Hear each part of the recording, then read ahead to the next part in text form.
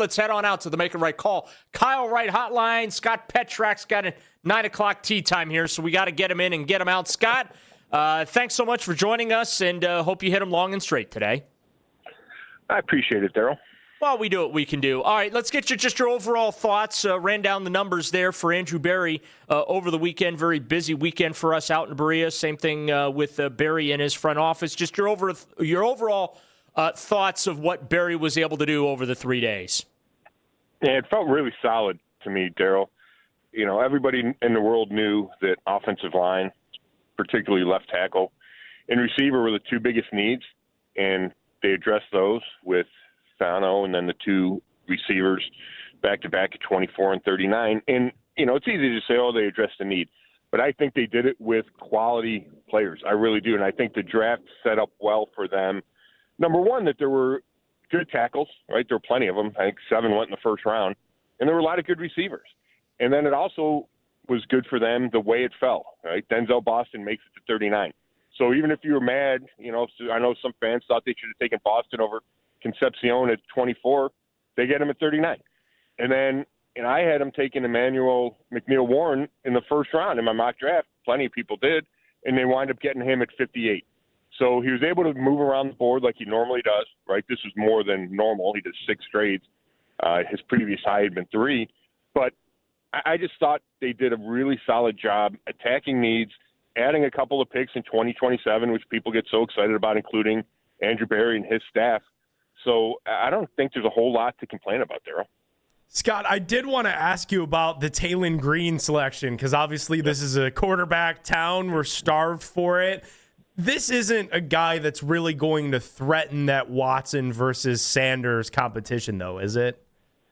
I don't think so. You know, I mean, they said, you know, Andrew Berry and Todd Monken both said, you know, you join the competition, and that's just how they talk about any player on this roster. So he'll be out there. He'll be getting some reps.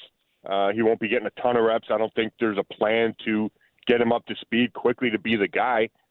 But, you know, I expected him to take a quarterback. I think it's a good idea to take a quarterback when they hadn't addressed the position at all this offseason. And if you're going to do that, and you're not going to do it high, and they weren't going to take Ty Simpson at 6, obviously, and he's gone, and then it becomes, okay, who do you want to take a shot with late? I think Talon Green makes as much sense as anybody, just given his tools. He's almost 6'6", 227, jumps crazy, runs crazy, has a huge arm. There's so much you can do with him. And, you know I'm one of those guys that I sometimes am a sucker for the big, tall guy that's a great athlete that throws the ball crazy, right? And you just do. You watch practice, you go, oh, my God, look at all these abilities that he has. And you need to be a decision maker. You need to be accurate, and we'll see if the Browns can work on it, can improve that from Green. You know, Andrew Berry said he still needs some polishing, obviously, had 37 turnovers in his last 2 years at Arkansas. But if you're going to take a guy in the 6th round, that's the kind of guy you take in the 6th round, a guy with just unbelievable upside. And I'm not one that goes for, hey, put this quarterback in for certain packages. I am for him. I think he can help you in, like Todd Monken mentioned yesterday, whether it's short yardage or goal line or specific plays where instead of having to go wildcat, you just put a quarterback in there that's incredibly gifted. You know, Scott, going into the draft, one of the questions was, you know, would we see Todd Monken's fingerprints on this draft, right? Mm-hmm. Would some of these players reflect what we believe Monken ultimately is going to do here? Certainly feels that way. I mean, this kind of, you know, it did feel like an Andrew Berry draft, but this also felt a lot like a Todd Monken draft as well. I think it's fair to say that, Daryl. I don't know if I can point to a specific player and say this is a Monken player, but I certainly believe that when Todd Monken took the job, and we talked to Andrew Berry about this yesterday, that it was his message. This team needs to get so much better at offensive line and receiver. And I assume that Andrew Berry and his staff felt the same way, but you never know. Maybe they didn't feel the same urgency at receiver that Todd Monken did, right? Because they didn't address it wholeheartedly last year. You know, they didn't draft anybody. It was Isaiah Bond. You know, they took the shot at Deontay Johnson. So I think Monken had an influence on how quickly and how strongly they addressed those two positions throughout the offseason, but then including yesterday when I'm talking about the offensive line and receiver. Scott, I think we all feel really good about this draft class on paper. And obviously last year's rookie class was good on paper, and that materialized on the field. And we felt really good about a lot of those players coming into 2026. If they hit on this draft class as well, are they maybe a little bit closer at hitting the turnaround on this thing than some people might think? Yeah, I think that's completely right. Now, it all comes down to quarterback, and I heard you guys talk about it a little bit before.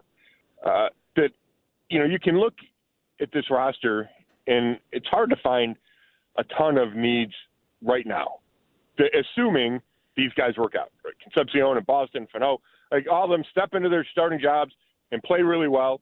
Then you go, okay, this team looks pretty set, except the quarterback. And that, we all know, is the most important. It's what's going to determine if they're a playoff contender or not. But yeah, and going back to your question, I always thought that people were exaggerating when they talked about how far this team was away, because I could envision, well, if they fix the offensive line and you get a couple of receivers to go with this defense, to go with Quinshawn Judkins and Harrow Fannin Jr., then why can't this team be competitive and contend with everybody else? Now they did those things, assuming the moves work out, right? That the Zion Johnson's good, and Titus Howard's good, and Elton Jenkins healthy, all those things, and then the rookies can come in and contribute right away. Then it all comes down to quarterback. And, I think that's going to be important. We'll get a great evaluation of whoever it is, whether it's Shedeur Sanders or Deshaun Watson, because I think the supporting cast will be talented enough to say, yes, it's up. We know if the quarterback can win or not because we did enough around this quarterback. We protected him. We gave him some targets. He was good and won 10 games, or he's bad and won 6. And if we get the right quarterback in here, this can be a playoff team.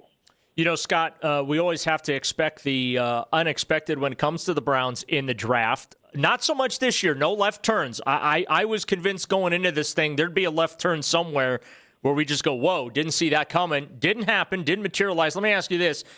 Give me your favorite pick in the draft and then your most surprising pick in this draft for the Browns. Yeah, I'd probably go Boston favorite pick just because I liked going back-to-back at receiver. And, there's questions about Concepcion hanging onto the ball. So let's say he doesn't fix that. And then you go, oh, my gosh, 24th pick. Yeah, he can separate and he can run after catch, but he's not reliable enough. You have Boston at 39 who can catch the ball. And his scouting report says, yes, he's got great hands. The contested catch, the ability to play in the red zone and make plays in the red zone. Todd Monken was strong about, hey, we didn't have this type of player, right? He talked about that they didn't have that type of body that Denzel Boston brings them now. So I really like that pick.